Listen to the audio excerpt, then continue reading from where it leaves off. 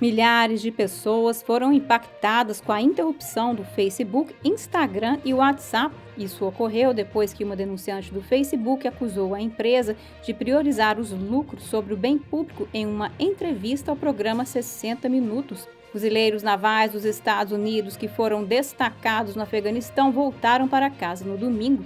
Enquanto isso, um fuzileiro naval que resgatou um bebê por cima da cerca do aeroporto de Cabul está sendo investigado por ter comparecido a um comício de Trump. E um novo relatório alarmante sobre os militares dos Estados Unidos está chamando a atenção.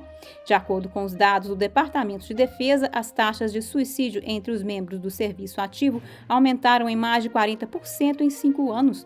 Confira todos esses assuntos hoje no Diante dos Fatos.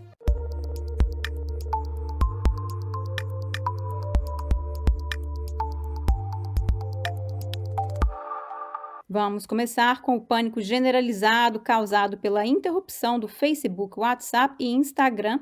De acordo com sites de detecção, ao meio-dia, mais de 5 milhões de relatos afirmavam que o Facebook estava fora do ar. O Facebook ainda não disse o que causou a interrupção.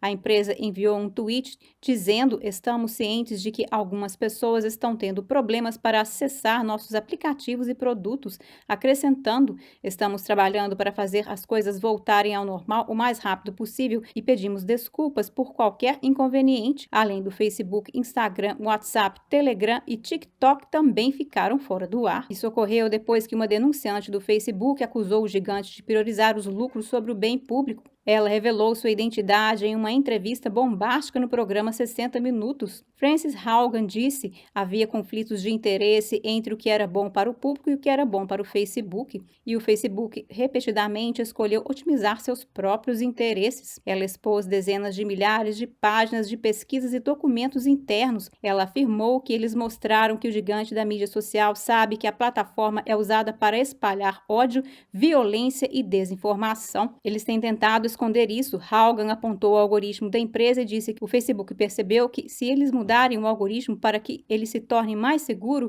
as pessoas passarão menos tempo no site, clicarão em menos anúncios e eles ganharão menos dinheiro. O gigante da mídia social está recuando e negou muitas das afirmações de Haugen em um comunicado, dizendo: "Continuamos a fazer melhorias significativas para combater a disseminação de desinformação e conteúdo prejudicial. Sugerir que encorajamos conteúdo ruim e não fazemos nada simplesmente não é verdade." Haugen apresentou pelo menos 8 queixas à Comissão de Valores Mobiliários, alegando que o Facebook está escondendo pesquisas sobre seus problemas do público. Haugen também compartilhou documentos com o Wall Street Journal, que publicou uma investigação em várias partes. A empresa estava ciente dos efeitos negativos da desinformação e danos causados especialmente a meninas no Instagram. Nesta terça-feira, ela testemunhará em uma audiência do subcomitê do Senado. E voltando aos Estados Unidos, os fuzileiros navais americanos que foram enviados ao Afeganistão voltaram para casa no domingo. Scott Wiles fez parte da escolta de motocicleta dos fuzileiros navais ao longo dos 80 quilômetros finais de sua jornada de volta para casa. To come back to an empty parade deck was not something that the Patriot Guard was going to let happen. We were invited by the Marines to be here. That's why we were here. So we escorted them from March Air Force Base all the way to Fallbrook, through the Naval Weapons Station, then in through Pendleton all the way to here to the parade deck. Os fuzileiros navais do 2º Batalhão, 1º Regimento de Fuzileiros Navais, estavam de serviço fora do aeroporto de Cabul em 26 de agosto. Esse foi o dia em que um homem-bomba matou 13 militares americanos e dezenas de afegãos. 9 fuzileiros navais do batalhão e um marinheiro da Marinha, também baseado em Camp Pendleton, estavam entre os 13 mortos.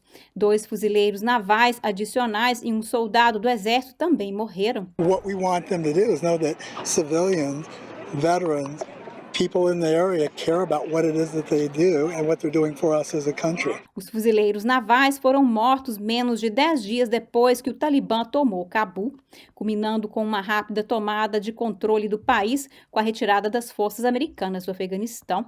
Os fuzileiros navais estavam tentando proteger o aeroporto durante um caótico transporte aéreo dos Estados Unidos. Por fim, 124 mil pessoas conseguiram sair do país, incluindo cidadãos dos Estados Unidos, aliados afegãos afegãos e suas famílias. Mas e quanto ao preço de falar abertamente? Um fuzileiro naval que resgatou um bebê por cima da cerca do aeroporto de Cabul está sendo investigado por ter comparecido a um comício de Trump. O cabo Hunter Clark, do Corpo de Fuzileiros Navais, disse que puxou um bebê pelo muro no aeroporto de Cabul durante a retirada militar dos Estados Unidos. No sábado, 25 de setembro, ele subiu ao palco em um comício de Trump realizado em Perry, na Geórgia. Trump disse no comício, por volta das 22 horas, que naquele dia estava um dos fuzileiros navais que estava em Cabul e ajudou a evacuar crianças. Ele disse que Clark fez um ótimo trabalho antes de pedir que ele subisse no palco. Clark não estava usando seu uniforme militar no evento. Ele falou por cerca de 20 segundos. Clark é natural da Geórgia e foi para a escola em Perry. A 24ª Unidade Expedicionária da Marinha está agora conduzindo uma investigação para determinar se alguma política do Departamento de Defesa foi violada. Quaisquer detalhes relativos a esse incidente não poderão ser divulgados enquanto a investigação estiver sendo conduzida. Isso é o que um porta-voz da unidade disse ao Epoch Times por e-mail. A unidade não informou quais políticas Clark pode ter violado. Sob as políticas do Pentágono, os membros do serviço ativo não devem se envolver em atividades políticas partidárias. Isso inclui a participação em atividades de arrecadação de fundos políticos partidários, comícios, convenções e outros eventos. Mas as regras não se aplicam aos membros que não estão usando seus uniformes, desde que nenhuma interferência ou aparência de patrocínio oficial, aprovação ou endosso possa ser feita de forma razoável. De acordo com o porta-voz do órgão, uma fotografia viral que mostrava um fuzileiro naval puxando um bebê em 19 de agosto por meio de arame farpado para o aeroporto não mostra Clark, mas houve vários outros bebês resgatados pelas tropas dos Estados Unidos durante os 10 dias em que estiveram no aeroporto. E agora que está um fuzileiro naval diferente? Um fuzileiro naval foi preso por causa de um vídeo viral. O tenente-coronel Stuart Scheller está aguardando uma audiência sobre vídeos virais em que ele pede a responsabilização dos principais líderes militares e do Departamento de Defesa. As autoridades dizem que ele está confinado em uma base do Corpo de Fuzileiros Navais na Carolina do Norte, mas não está claro quando sua audiência ocorrerá. Uma fonte familiarizada com o assunto disse ao Epoch Times que a audiência de revisão inicial do confinamento pré-julgamento poderia ser realizada em segredo. A fonte falou sob condição de anonimato para evitar a reação dos militares, mas forneceu ao Epoch Times a documentação que apoia essas afirmações. A fonte disse que Scheller concordou em permanecer no confinamento como uma demonstração de solidariedade aos outros fuzileiros navais em condições muito piores ao redor do mundo. De acordo com a tarefa e propósito, a audiência de confinamento pré-julgamento foi inicialmente agendada para 30 de setembro, mas foi adiada até terça-feira para que a defesa e a acusação possam buscar uma resolução conjunta do assunto. 35 membros do Congresso pediram a libertação de Scheller em uma carta datada de 29 de setembro, dirigida ao general David Berger, comandante do Corpo de Fuzileiros Navais, e ao major-general David Blink, juiz advogado do comandante. A carta diz: como você sabe, a regra do Tribunal Marcial estabelece que dentro de 24, 48 e 72 horas de confinamento, o comandante militar deve fazer uma determinação ou mostrar uma causa justa de que é razoavelmente previsível que o membro do serviço não comparecerá ao julgamento, audiência pré-julgamento ou investigação, ou se envolverá em má conduta criminal grave e que formas menores de restrição são inadequadas. Na verdade, este confinamento parece ser simplesmente para envio de mensagens, retribuição e conveniência em flagrante violação da lei. Uma pessoa não deve ser confinada por mera questão de conveniência. Além disso, a carta também afirma que o tenente-coronel Scheller deve ser acomodado em formas menos graves de contenção. Pelas razões acima, pedimos que você use sua considerável autoridade para corrigir esta aplicação incorreta da lei e remover imediatamente o tenente-coronel Scheller de seu confinamento. Dado seu excelente histórico e mais de 15 anos de dedicação ao serviço, não acreditamos e não vimos nenhuma evidência de que o tenente-coronel Scheller represente um grave risco de má conduta criminal. É nosso entendimento que alguns membros enviaram um e-mail ao advogado do governo, o Sr. Troy Campbell, sem resposta ou feedback sobre a próxima audiência de reavaliação. É imperativo que os membros do Congresso tenham a oportunidade de exercer suas funções de supervisão no que diz respeito à justiça militar. Pelas razões acima mencionadas, solicitamos que o tenente-coronel Scheller seja libertado do confinamento pré-julgamento e seja alojado na forma menos restritiva de alojamento. Em agosto, Scheller se tornou viral após postar um vídeo na mídia social alegando que os altos escalões militares não estavam assumindo a responsabilidade pela forma como a retirada militar do Afeganistão foi tratada. Ele, em seguida, foi orientado a parar de postar nas redes sociais, mas continuou postando mesmo assim e acabou sendo preso e detido. E a indignação com seu confinamento gerou mais de 2 milhões de dólares para Scheller. E ainda sobre os militares americanos, um relatório alarmante sobre os militares dos Estados Unidos foi emitido no domingo. De acordo com os dados do Departamento de Defesa, as taxas de suicídio entre os membros do serviço ativo aumentaram mais de 40% em 5 anos.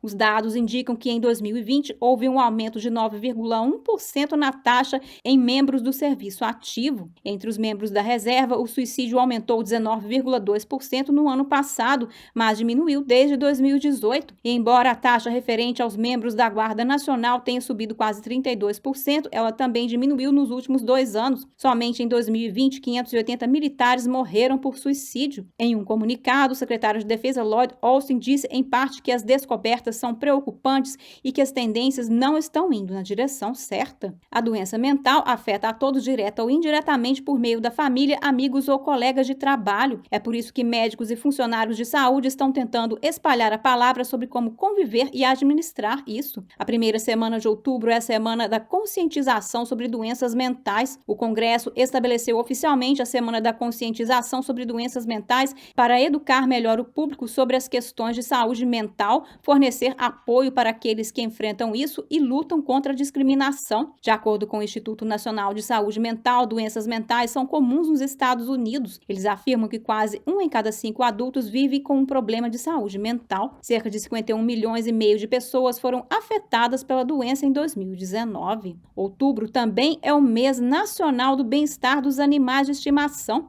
Milhares de veterinários em todo o país estão aumentando a conscientização sobre o envelhecimento dos animais de estimação. Os veterinários dizem que cães e gatos atingem a idade adulta aos 2 anos. Aos 4 anos, eles já estão na meia-idade e muitos cães se tornam idosos aos 7 anos. É por isso que os veterinários também estão usando este mês para incentivar exames de bem-estar a cada 6 meses. E agora, antes de terminarmos, dia 4 de outubro é o Dia Nacional do Taco nos Estados Unidos.